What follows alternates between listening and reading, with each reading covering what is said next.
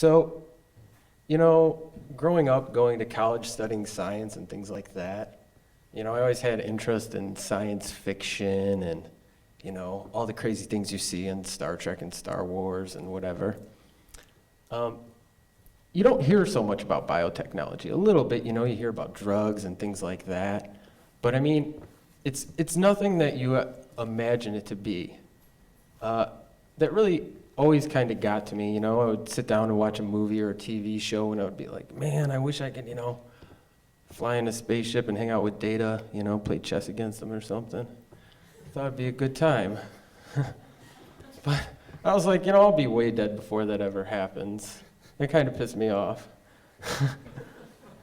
I was like, well, what if, we as me as a scientist or other people as scientists can find simple ways to start building up biotechnology, bringing these biotechnology experiences to people, and allowing like the greater world to have access to this biotechnology, Maybe someday while we're still alive, your cell phone will be running on cells, bacterial cells and stuff.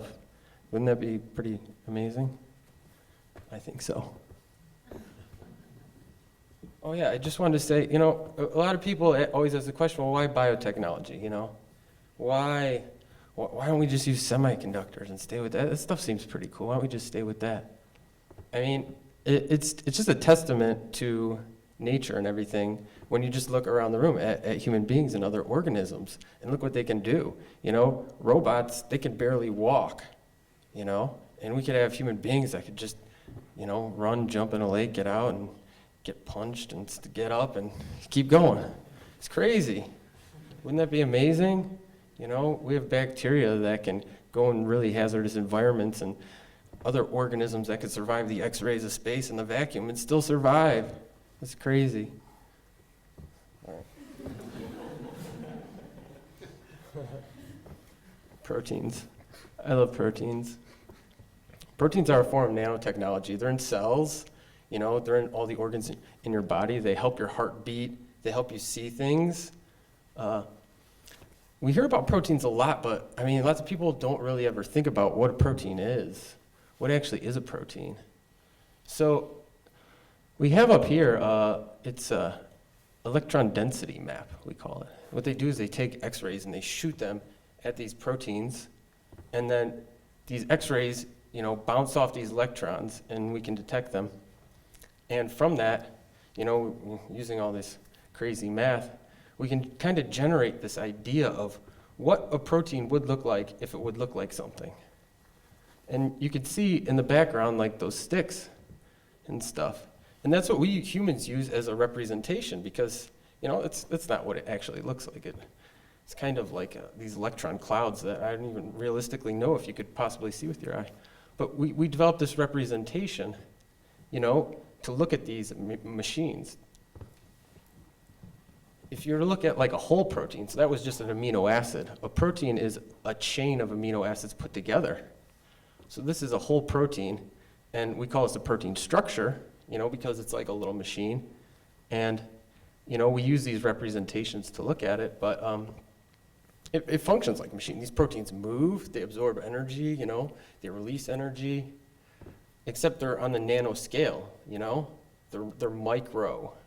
They're like nothing that we can experience. So I working with proteins and loving proteins and spending my whole graduate career in life with proteins, I never experienced them. You don't experience, you're just, this whole thing, you're just like looking at this liquid and you're like, what is this? I know there's something in there, at least I keep telling myself that. I might be crazy though. Might not be anything in there.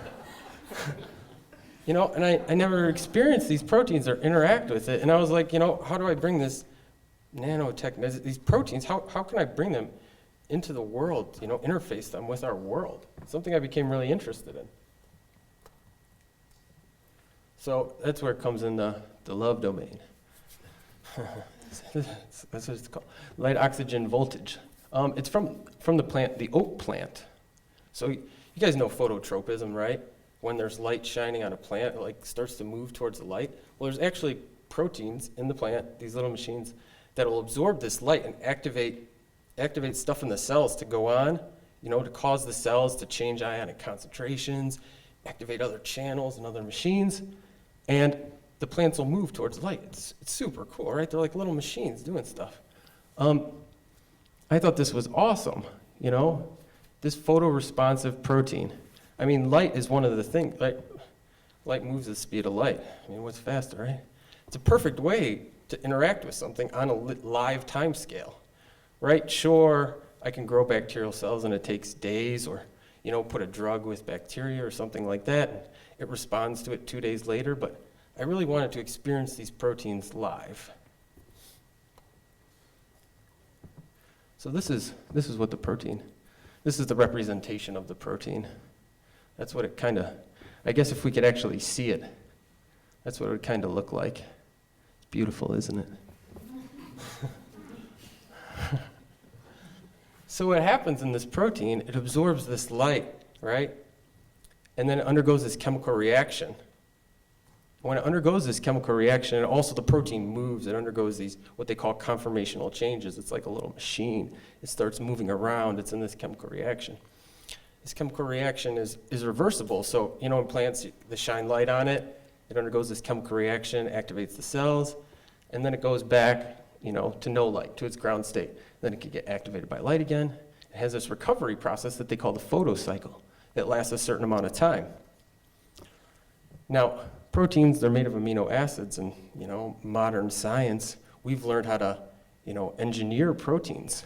We can take this protein from a plant, clone it, stick it in a bacteria, make mutations in the bacteria to this DNA, and get proteins that have different photocycles, different responses to light, different ways in which we can interact with them.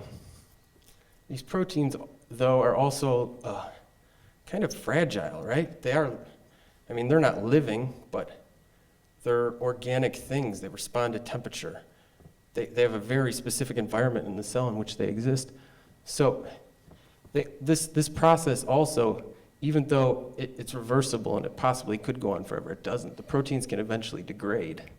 They go away. So we got this protein that we can interact with, and it undergoes this chemical reaction that we can see, so it could respond back to us.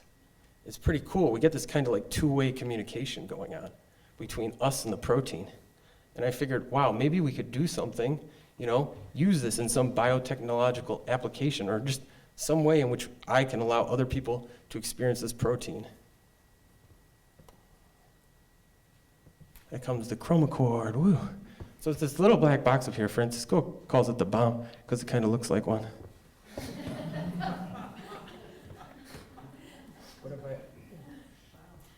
But if I open it up, you can see those lights flashing. So that's me interacting with the protein, or what we set up to interact with the protein. And it's measuring the protein's response back to that. So it's doing this constantly. It's giving us feedback of how it's going. We wrote all the software and built all the hardware for this.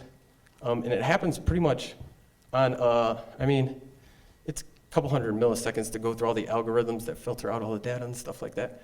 But it's almost on like a live time scale. It's really great. But just that by itself, it's just a bunch of flashing lights. That's why I needed Francisco's help, because I wanted people to experience this thing.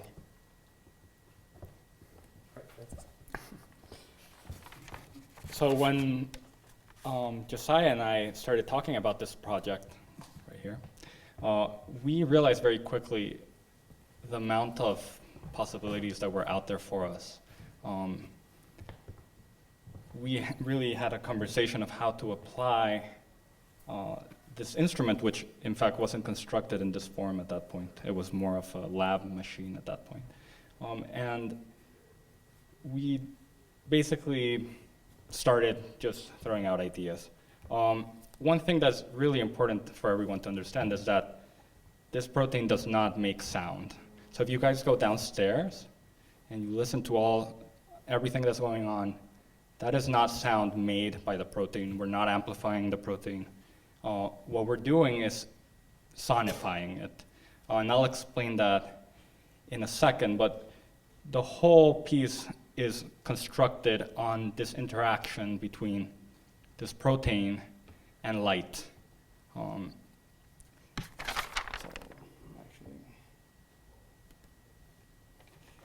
Let me go to the piano and I'll demonstrate a few things there. So hopefully you'll all be able to hear me very well.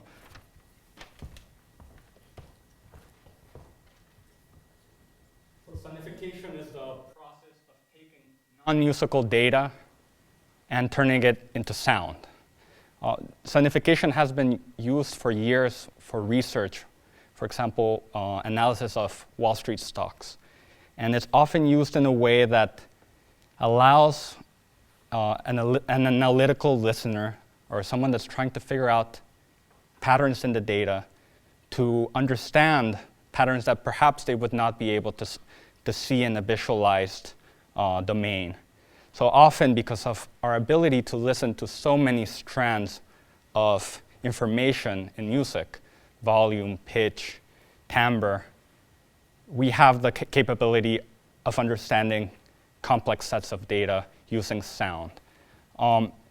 This is not a scientific project in that way.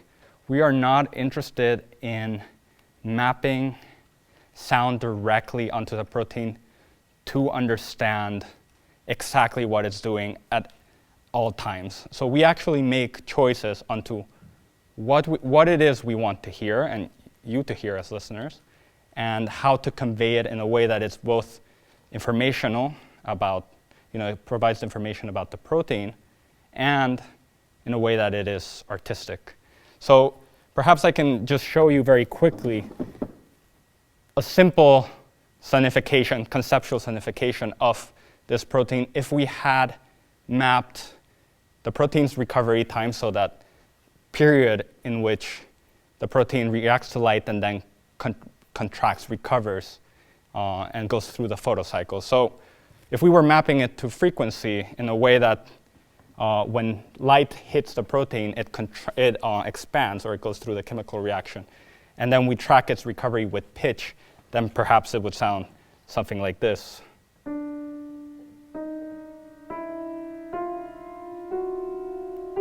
Now notice that I am slowing down as I go up in pitch.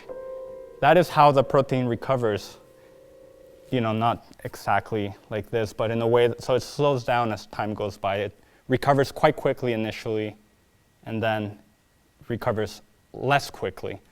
So the first sonification process we did took this approach, but we moved quickly away from it. So in fact, what we wanted to show in this artistic process was a few components of this protein that seemed particularly interesting to us. One is the recovery. Josiah engineers all these proteins that have different recovery times. Some recover very quick, so you throw light and they recover in 5 seconds or so. Some recover way slower, so 80 seconds or more. I believe that's the natural or the most common kind of protein out there. So what we tried to do in that domain was to map. We have 3 different lengths of protein recovery times, and we're mapping them to musical phrases. So instead of mapping it into something like frequency in the sound domain, we're mapping it into something that would be more a musical syntax. So, for example, a shorter protein would have a shorter musical phrase, something like this.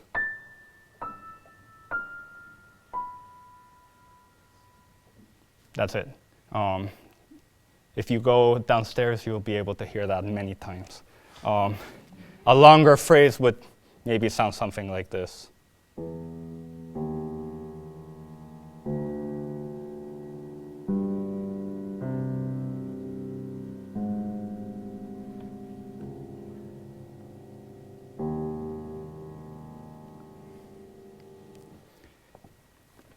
So we can actually, once you learn kind of the sound contour of each protein, because we have 12 different wells full of proteins that we're measuring, you can actually track when each of them is activated. So at this point, we know, oh, number 6 is not working. Something happened to it. So there's this capability of quickly learning to map and to start understanding what's happening to each well of protein. The second thing we wanted to make sure that was expressed in this artistic experience, musical experience, is the degradation of the protein. So unlike many electrical devices that perhaps have a lifetime of 30 years, well, give or take, these proteins have as Josiah said, they're more fragile, right? So they degrade. The more we shine light at them, the less they react to it. So I have this musical analogy that's like if a bass player keeps playing on a low note in the bass for years, and the string starts losing its body and slowly changes in sound. Well, this is the way that it's expressed here too. As we're measuring this degradation, what were these very musical phrases all of a sudden decay into this very atmospheric noise that kind of doesn't have a beginning and doesn't have an end, it just is.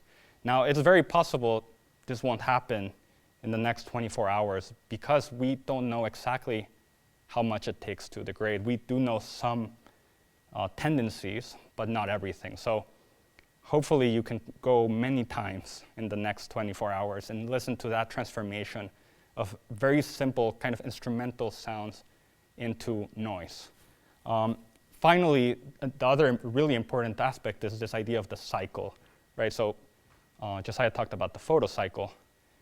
We designed the piece in a way that uses cycles to create structure. So in fact, when Josiah opened the Chromochord, you should have been able to see it shining lights in some patterns. Well, we actually have a score, and all that the score does is tell the lights when they should turn on. And it's about 8 minutes long, and it always repeats itself. So because of the degradation, we're never really going to hear the same thing, but the instrument is doing the same thing. So perhaps I can just really quickly show you, excuse me, some of the work there. This is Max MSP. It's a computer music program that actually also has video and other generative processes that you can do. But basically, it's a very powerful tool, and it's very free. You can create a lot of things with it. So as you can see from this, we have these little graphs that measure sort of the absorbance rate of each of the 12 wells of protein. Then we have this that kind of looks like a calendar, which is actually just the 12 wells. So in the top, the shorter recovery ones. So can you see how much quicker these recover than these? And perhaps there you can start seeing a cycle. You see this repetition here? This is due to the repetition in the lights. So let us just see if this makes some noise.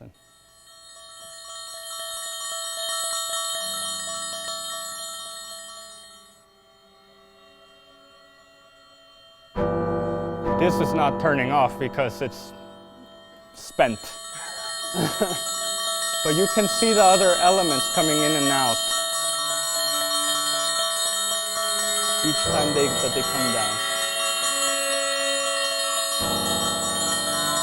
So perhaps I actually can bring that one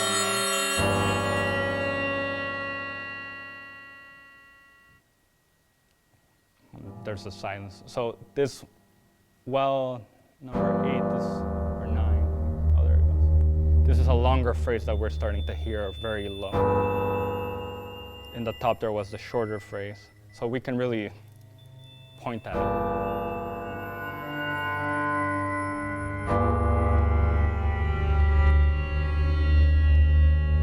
has this kind of modular nature, right? Each thing has its place, its phrase, its vocabulary.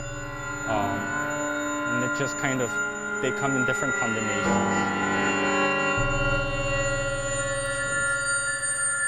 Right. Thank you.